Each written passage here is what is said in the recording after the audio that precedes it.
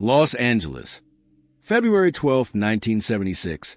Just less than 3 meters from his front door, an actor who would receive 2 Oscar nominations before the age of 25 was stabbed straight through the heart with a knife nearly 20 centimeters long. Everything happened in under 10 seconds. No witnesses, no scream. The attacker vanished into the dark. The victim was Sal Mineo. And for years afterward, Hollywood believed his death was connected to the very identity he'd been forced to hide his entire life. But the truth was simpler and far more terrifying. Before that night, Sal Mineo wasn't just a former star. By the age of 25, he had already earned 2 Academy Award nominations, a level of recognition most actors never reach in a lifetime. Through Academy Awards, he became one of the youngest performers ever taken seriously by Hollywood's highest circle. On screen, he didn't just act, he exposed something raw and vulnerable that audiences weren't used to seeing. In Rebel Without a Cause, alongside James Dean, he helped define what rebellion, loneliness, and emotional fragility looked like for an entire generation. Critics praised him, audiences remembered him, and for a moment, it seemed inevitable that he would become one of the greatest actors of his time. But what makes this story unsettling is not how high he rose. It's how quietly everything slipped away. By his early 30s, the roles had started to disappear. The same industry that once celebrated his sensitivity no longer knew where to place him. He didn't fit the traditional leading man image in Hollywood, always quick to move on.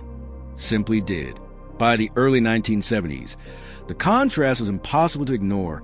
A man once nominated for Oscars, now struggling to remain visible, taking smaller roles, working in theater, trying to rebuild something that had already begun to fade. And then came February 12, 1976. A sudden attack, a fatal wound, a life ended in seconds, just steps from his own door. But what followed may have been even darker. Before the facts were clear, the assumptions had already taken over. Rumors spread, headlines hinted at hidden truths, and the focus shifted away from the crime itself to the man he was rumored to be. Because sometimes the most dangerous thing isn't the violence that kills you. It's the story people choose to tell after you're gone. Long before the headlines, before the rumors, before the night that ended everything in less than 10 seconds, Sal Mineo was just a boy growing up in the Bronx, New York, the son of Italian immigrants trying to build a life in a country that rarely made things easy. But from the very beginning, his life was never going to follow a normal path, because his mother saw something in him early on, not just talent, but opportunity, and she pushed him toward it with a kind of determination that would shape everything that came after. Unlike most children, Mineo didn't slowly discover what he wanted to become. He was placed directly into it.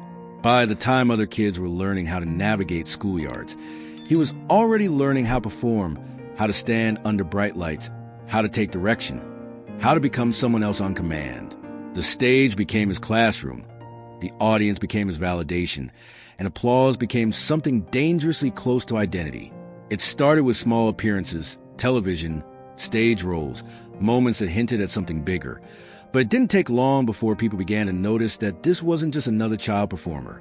There was something unusually intense about him, something emotionally open, something that felt less like acting and more like exposure. Directors saw it, casting agents saw it in Hollywood, always searching for something new, began to pay attention. But what looked like early success from the outside carried a quieter cost on the inside.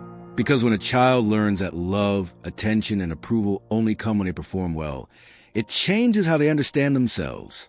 Mineo wasn't just playing roles. He was learning that being seen, being valued, even being accepted depended on how well he could become someone else. And that kind of lesson doesn't disappear as you grow older. It follows you, shaping how you connect with people, how you handle rejection, how you measure your own worth. At home, the pressure never fully lifted. His mother remained deeply involved, guiding his choices, pushing for more opportunities, keeping him moving forward in an industry that rarely slows down. To her, this was survival, ambition, a chance to secure a future. But for him, it meant there was never a clean separation between who he was and what he did. The line blurred early, and once it blurred, it never fully came back into focus. As he entered his teenage years, the expectations only intensified. He was no longer just a promising child. He was becoming a product, a name, someone with momentum.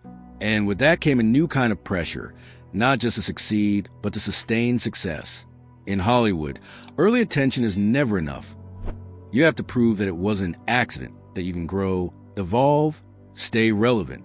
For someone still trying to understand himself, that demand can feel overwhelming. What made Mineo different, and what would later make his career both powerful and fragile, was his emotional sensitivity. He didn't hide behind characters. He let them pass through him. He absorbed their loneliness, their confusion, their need to belong. And while that made his performances unforgettable, it also meant he carried more than most actors ever had to. The boundary between performance and reality wasn't just thin. Sometimes it didn't exist at all. There were already signs of conflict forming beneath the surface. Questions about identity, about belonging, about how he fit into a world that seemed to want clear definitions while he felt anything but clear. But in the environment he was growing up in, both culturally and professionally, those questions didn't have safe answers. So they stayed unspoken, pushed down, hidden behind the one thing that always worked: performance. And for a while, that was enough. As long as the roles kept coming, as long as the applause continued, as long as people kept watching, he could keep moving forward without fully confronting what was happening inside. But that kind of balance is fragile. It depends entirely on external validation, on an industry that is known for taking far more than it gives. By the time he reached adulthood, the foundation of his life had already been set in place. Early success, emotional exposure, dependence on recognition, and a growing sense that who he really was might not fit in the world that had given him everything. It was a powerful combination, one that could create brilliance under the right conditions, but it could also create instability, especially when the spotlight began to fade. Because when your entire identity is built around being seen, what happens when people slowly stop looking? By the time Sal Mineo entered his late teens and early 20s, the transition that destroys many child stars had already begun. But in his case, it wasn't sudden, it was gradual, almost invisible at first, like a slow shift in light that you don't notice until everything feels darker. The industry that had once embraced his emotional intensity now faced a different question. What do you do with someone who no longer fits the image that made him famous? As a teenager, he had been cast as vulnerability itself. Sensitive, fragile, searching for belonging. But adulthood demanded something else. Hollywood in the late 1950s and early 1960s was still built on rigid archetypes, and leading men were expected to project strength, control, and a kind of traditional masculinity that Mineo didn't naturally embody. He wasn't the confident hero, the dominant presence, the figure audiences were conditioned to follow. What made him special before now made him difficult to place. At the same time, something else was unfolding quietly beneath the surface. Something far more personal and far more dangerous in that era. Mineo was beginning to understand parts of his identity that the world around him wasn't ready to accept. In an industry obsessed with image, where careers could be destroyed by rumors alone, there was no safe space for ambiguity, no room for honesty if it risked breaking the illusion. So he learned to divide himself. On one side, there was the public version, the actor, the performer, the figure shaped by expectation. On the other, there was the private self, more complex, more uncertain, and increasingly hidden. This wasn't a choice made freely. It was a survival strategy. Because at that time, being perceived as different didn't just mean losing roles. It could mean losing everything. The cost of that division began to show in subtle ways. Relationships became complicated, not just because of who he connected with, but because of what had to remain unspoken. Trust became fragile, because revealing too much carried real consequences. Even within friendships and professional circles, there was always a line he couldn't fully cross, a truth he couldn't completely share. Meanwhile, the industry continued to move forward without him. Roles didn't disappear overnight, but they became less significant, less visible, less aligned to the trajectory he had once been on. The offers that did come often failed to capture what made him unique, reducing him to parts that felt smaller, safer, easier to categorize. For an actor who thrived on emotional depth, this wasn't just frustrating, it was suffocating. And yet, he kept trying. He took the roles he could. He adapted where possible. He searched for ways to remain relevant in a system that was slowly pushing him to the edges. But the more he tried to fit into expectations that didn't match who he was, the more the gap between his public life and his private reality widened. This was the beginning of a different kind of isolation. Not the visible loneliness of someone completely alone, but the quieter, more complicated isolation of someone surrounded by people yet unable to be fully seen. From the outside, nothing looked dramatically wrong. He was still working, still present, still part of the industry. But internally, the foundation was shifting, because identity, once divided, doesn't stay stable. It creates tension, and that tension demands resolution, either through acceptance or collapse. But in Mineo's world, acceptance wasn't yet an option, and collapse, though slower, had already begun. By the mid-1960s, it was clear that the path he'd been placed on as a child was no longer leading where it once promised.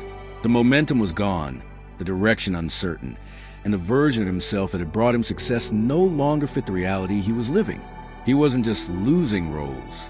He was losing the one structure that had defined his entire life. And without it, he was left facing a question far more difficult than any performance. If you can't be who the world expects you to be, and you can't safely reveal who you truly are, then who are you supposed to become?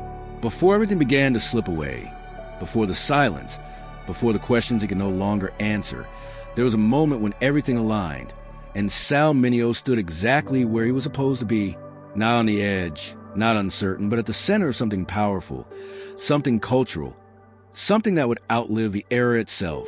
That moment came with Rebel Without a Cause, and it didn't just change his career, it defined him. Acting alongside James Dean, Mineo delivered a performance that felt almost too real to be called acting. As John Plato, he wasn't the loudest presence on screen, but he was often the most haunting. There was a quiet desperation in him, a need to belong, a fragile intensity that audiences didn't just watch, they felt it. At a time when masculinity on screen was still rigid and controlled, Mineo brought something different: vulnerability without protection, emotion without distance. And people noticed. Critics didn't just praise the performance, they remembered it. Audiences didn't just watch the film, they connected to it. The role earned him an Academy Award nomination at a remarkably young age, reinforcing what many already believed. This wasn't temporary success, this was the beginning of something much bigger. Through Academy Awards, his name was placed among actors far more experienced, far more established, and yet he belonged there. For a brief period, everything seemed inevitable. More roles followed, including Exodus, which brought him another Oscar nomination. The pattern was clear: talent recognized, potential expanding, a career moving forward exactly as it should. From the outside, this was a trajectory every young actor dreams of: early breakthrough, critical validation, and a growing presence in an industry that rarely offers second chances, let alone early ones. But what made Mineo exceptional also made him difficult to define. Hollywood thrives on clarity. Clear types, clear roles, clear identities. And Mineo existed in a space that resisted all of that. He wasn't the traditional leading man, not the kind audiences were conditioned to see as the central hero. His strength wasn't dominance or control, but emotional exposure, and while that made his performances unforgettable, also made executives uncertain. They didn't know how to build a long-term image around someone who didn't fit the mold. So even at the height of recognition, there was an undercurrent of instability. The roles he was offered didn't always match the depth he had already proven capable of. Some projects leaned too heavily on his earlier image, try to recreate what had already been done instead of allowing him to evolve. Others failed to use his strengths entirely, placing him in roles that felt disconnected from what made him compelling in the first place. There was also something else, something less visible, but just as important. The emotional openness that defined his performances wasn't something he could simply turn off when the camera stopped rolling. He carried it with him, from set to set, from role to role. And while audiences experienced it as authenticity, for him it meant constant exposure, a life lived without the usual barriers that protect most people from being fully seen. At the peak, this vulnerability looked like brilliance. It looked like courage, like honesty, like a new kind of acting that broke away from convention. But over time, without the right roles, without the right support, without a space where he could grow into something beyond that initial image, it became something else, something heavier, something harder to sustain. The spotlight at its brightest can feel like validation, but it can also become a trap, locking you into a version of yourself that the world refuses to let you outgrow. And for Mineo, that moment of peak recognition didn't open endless doors.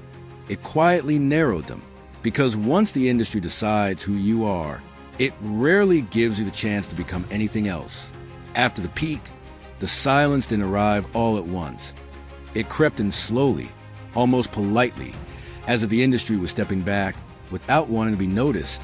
For Sal Mineo, this was the most dangerous phase, not because it was dramatic, but because it wasn't. There was no single moment where everything collapsed. Instead, it was a gradual erosion, a quiet removal of relevance that left him standing in the same place while the world moved on without him. At first, the changes were subtle. The scripts were different, smaller, less ambitious, less centered around him. The calls came less frequently. The excitement that once surrounded his name began to fade, replaced by something more neutral, more distant. In Hollywood, attention is a form of currency, and Mineo was beginning to lose it. Not overnight, not publicly, but steadily enough that it became impossible to ignore. For an actor whose identity had been built around being seen, this wasn't just a professional shift. It was a psychological one. The applause that had once validated him was no longer guaranteed. And without it, the foundation he relied on since childhood began to crack. Because when you learn early that your worth is tied to performance, the absence of recognition doesn't feel like silence. It feels like rejection. At the same time, the industry itself was changing. New faces emerged, new styles of acting gained popularity, and the cultural tone shifted in ways that left little room for someone like Mineo. He wasn't a rebellious newcomer anymore. He was a reminder of a previous moment, a previous style, something that had already been absorbed and replaced. Hollywood doesn't often celebrate its past while it's still alive. It archives it, and Mineo was being quietly archived. But the external decline was only one part of the story. Internally, the tension that had been building for years was becoming harder to manage. The division between his public image and his private reality had never fully resolved, and now, without the distraction of constant work, it became more visible, more present, more difficult to ignore. The same questions that had once been pushed aside were now unavoidable. Who was he outside of the roles? What did his life mean without the spotlight? And more importantly, could he ever fully be himself in a world that had already decided what version of him it was willing to accept? These weren't questions with easy answers, especially in a time when honesty carried real consequences. The fear of being misunderstood, rejected, or erased entirely wasn't abstract. It was grounded in reality, reinforced by the stories of others who had lost everything simply for being seen as different. So even as the pressure grew, the instinct to hide remained. This created a different kind of exhaustion, not physical, but emotional. Living between two versions of yourself requires constant adjustment, constant awareness, constant restraint. And without the structure of a thriving career to hold everything together, that balancing act becomes harder to maintain. Professionally, he continued to work, but the nature of the work had changed. The roles were often smaller, sometimes inconsistent, occasionally disconnected from the kind of material that had once defined him. He moved between film, television, and theater, searching for something that felt meaningful, something that could reconnect him to the sense of purpose he had once known. But consistency was difficult to achieve, and momentum, once lost, is rarely easy to regain. There were attempts to adapt, to evolve, to find a new place within an industry that no longer saw him the same way. He explored directing, took on stage productions, invested energy into projects that offered more control, more creative involvement. In some ways, this was a return to something more grounded, less dependent on the unpredictable nature of Hollywood. But it also reflected a reality he couldn't avoid. The path he had been on was no longer available to him. Socially, the isolation deepened in ways that weren't always visible from the outside. Connections existed, relationships formed, but the underlying distance remained. When parts of your identity have to be filtered, adjusted, or concealed, even close relationships can feel incomplete. Trust becomes selective. Openness becomes calculated. And over time, that limitation shapes how deeply you allow yourself to connect with others. There were also moments of resilience, periods where he seemed to regain direction, to rebuild some sense of stability. These moments mattered, not because they restored him to his former status, but because they showed that he was still trying, still searching, still unwilling to disappear entirely. But resilience, when unsupported, has limits. It can sustain you for a time, but it cannot fully replace the structure that once held everything together. What makes this phase of his life particularly unsettling is how ordinary it appears on the surface. There are no major scandals, no explosive breakdowns, no single event that explains the decline.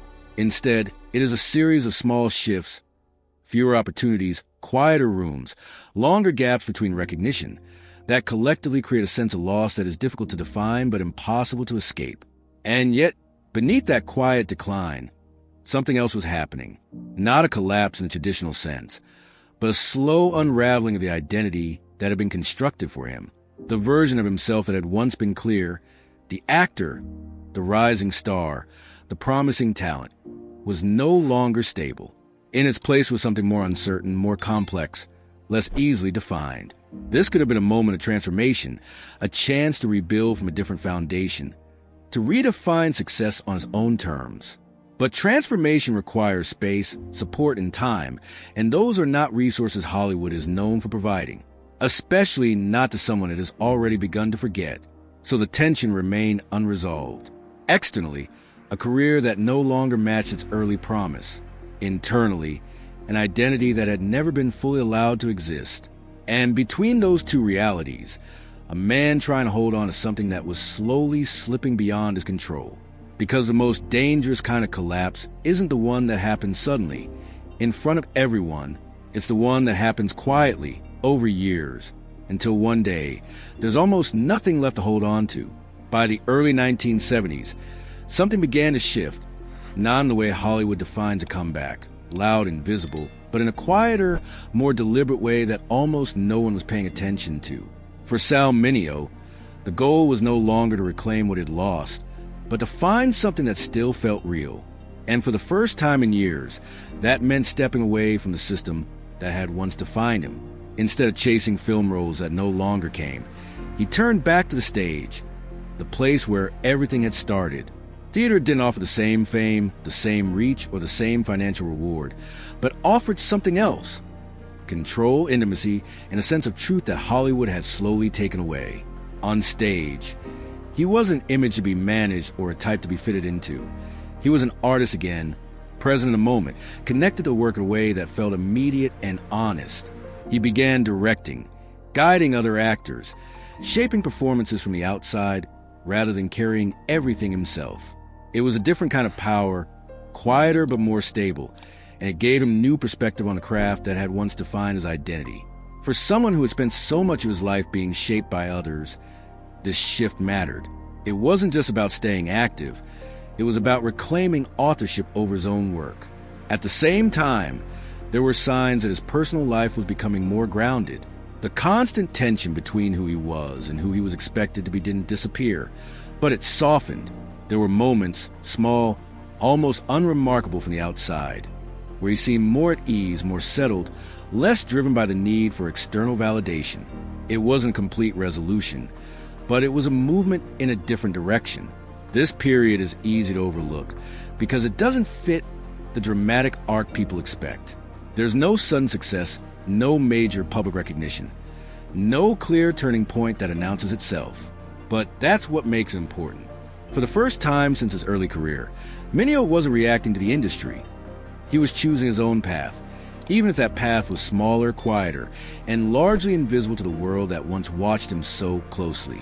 There was also a sense, subtle but present, that he was beginning to accept parts of himself that had long been kept hidden, not in a way that was publicly declared or widely acknowledged, but in the way he carried himself, in the choices he made, in the spaces he allowed himself to exist within. After years of division, there were glimpses of integration, of a life that didn't feel entirely split between performance and reality. And perhaps that is what makes what happened next feel so unsettling. Because this wasn't a man in free fall. This wasn't someone at the absolute lowest point of his life. If anything, he had begun to stabilize, to rebuild something that, while different from what he once had, was still meaningful. He was working, creating, connecting, not at the level he once had, but in a way that felt more sustainable, more real. There is a particular kind of tragedy in a life that ends just as it begins to find balance. It challenges the narrative people expect, the idea that things fall apart completely before they end. In Mineo's case, the story was more complicated. The collapse had already happened years earlier, quietly and without spectacle. What remained was a possibility, fragile but real, of something new.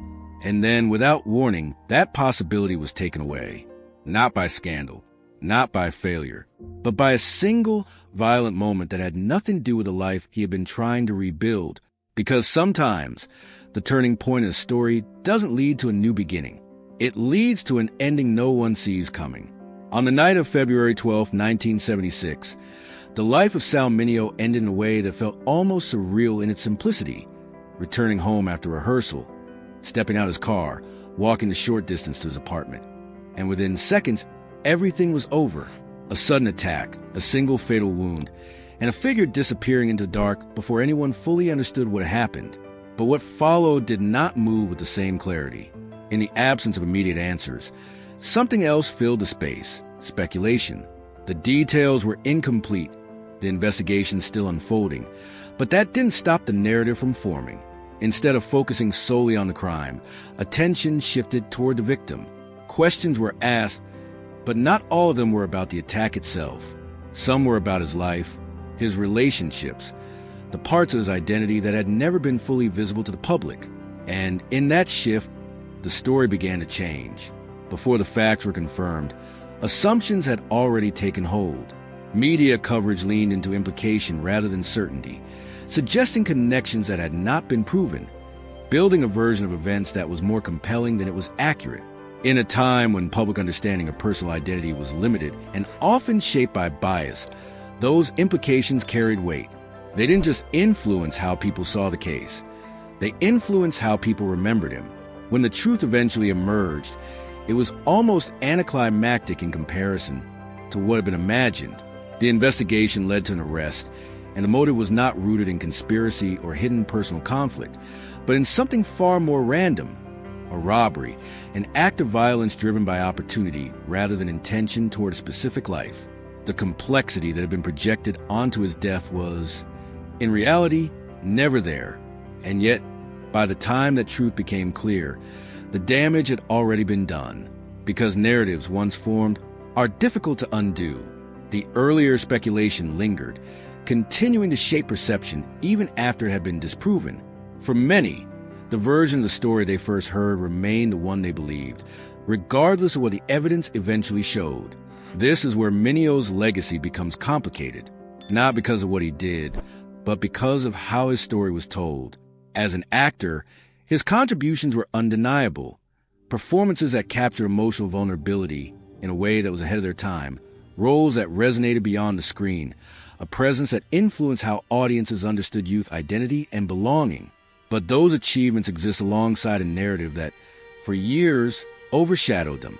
In the end, he became two things at once: a talented actor remembered for a brief but powerful impact, and a victim of a story that was never fully his own. And sometimes, the second is the one that lasts longer. The question most people ask is simple: who killed Sal Mineo? But by the time that question is answered, something more important has already happened. The story has taken shape, the assumptions have settled in, and the version of events people believe has already been decided. Because in cases like this, the truth doesn't arrive first. The narrative does. Mineo's life wasn't defined by a single moment, but it was ultimately reduced to one: a career that began with promise, that reached heights few achieved so early, that struggled, adapted, and quietly rebuilt itself. All of it collapsed into a headline, into a mystery, into a version of events that said more about the world observing him than the man himself. There's something unsettling about that, not just the violence of his death, but the speed at which meaning was assigned to it, the way uncertainty was filled with speculation, and how easily those early interpretations outlived the facts. It raises a different kind of question, one that goes beyond this single story. What do we choose to believe when we don't yet know the truth? And why is it so often the version that feels the most dramatic rather than the one that is most real? In the end, Mineo didn't just lose his life that night. He lost control of his story. And once that happens, even the truth struggles to be heard.